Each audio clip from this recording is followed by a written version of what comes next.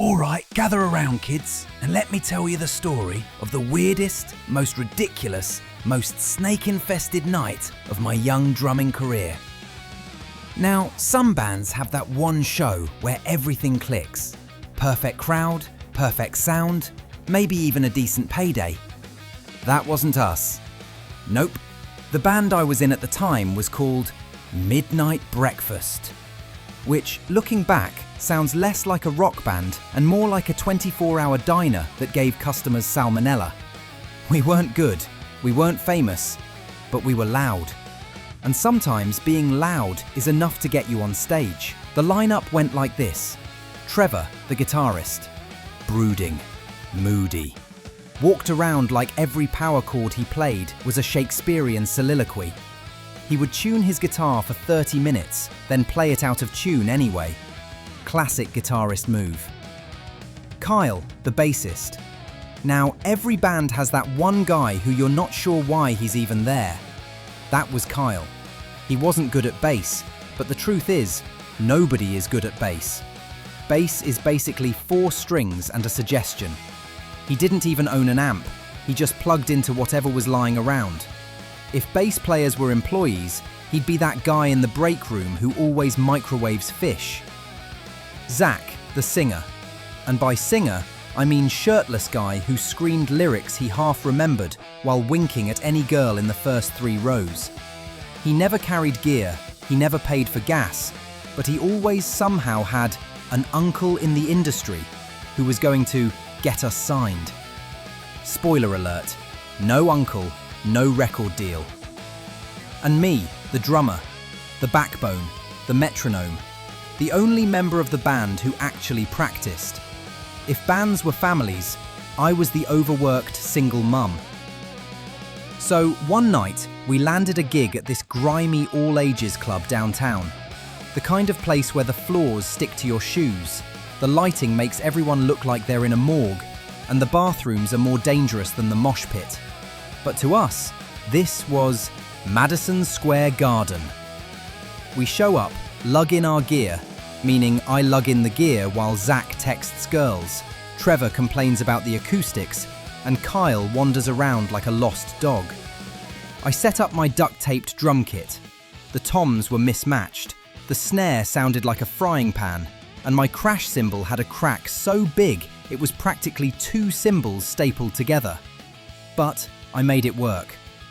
The opening bands were, how do I put this politely, garbage. One group was basically just 3 guys playing the same Blink-182 riff over and over while shouting about pizza rolls. Another was an experimental noise duo, which is code for 2 dudes hitting random buttons and hoping someone claps. By the time it was our turn, the crowd was desperate for anything that sounded remotely like a song. That crowd, by the way, was pure goth chaos. Black eyeliner, studded belts, chains that served no practical purpose, and an overall aura of, I've read The Crow 12 times. I love The Crow! And right in the middle of this gloom parade was a girl I'll never forget. Let's call her Raven. Why? Because if she didn't introduce herself as Raven, then Destiny made a mistake. Now, Raven wasn't just goth, she was extra goth.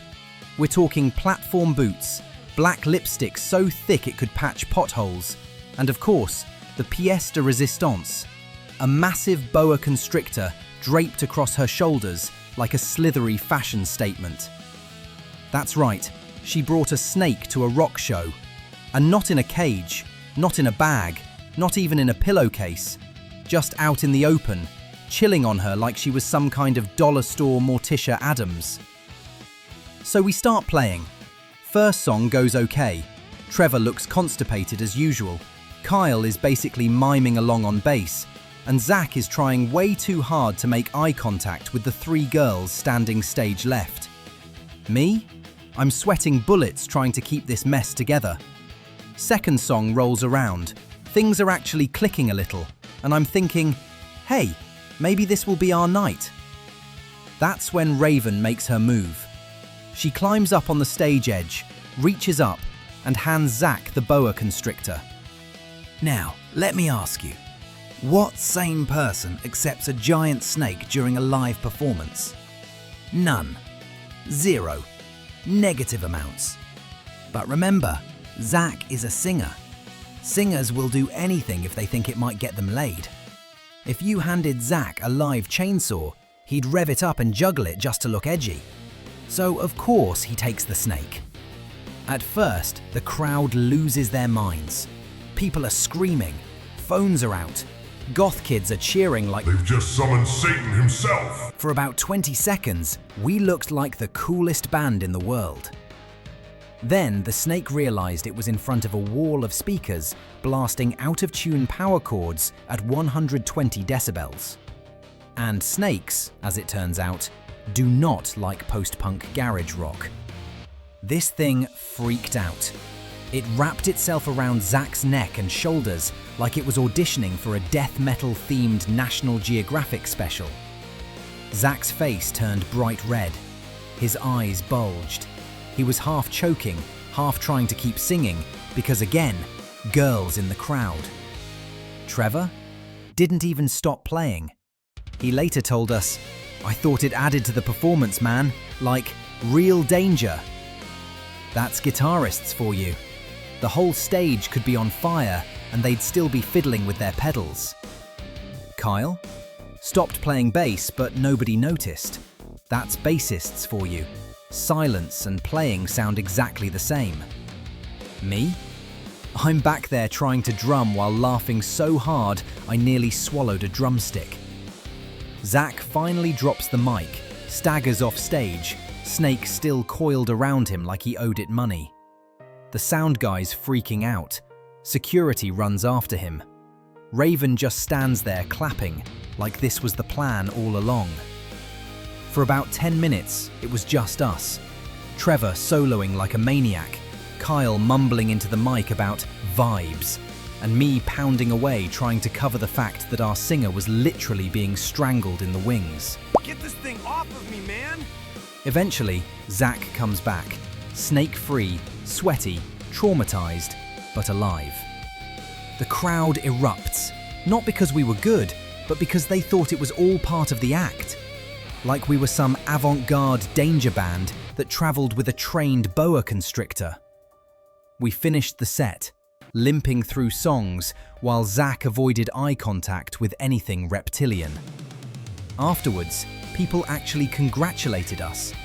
Some dude even said, "Yo, that snake bit was sick, man. You guys are gonna blow up." Yeah, because nothing screams record deal like almost watching your singer get eaten alive on stage. And that, my friends, is the tragic, ridiculous saga of Midnight Breakfast and the Snake gig. Proof that no matter how much you rehearse, no matter how tight your set list is, no matter how ready you think you are, there's always the chance that someone will hand your singer a boa constrictor, and he'll accept it. Because singers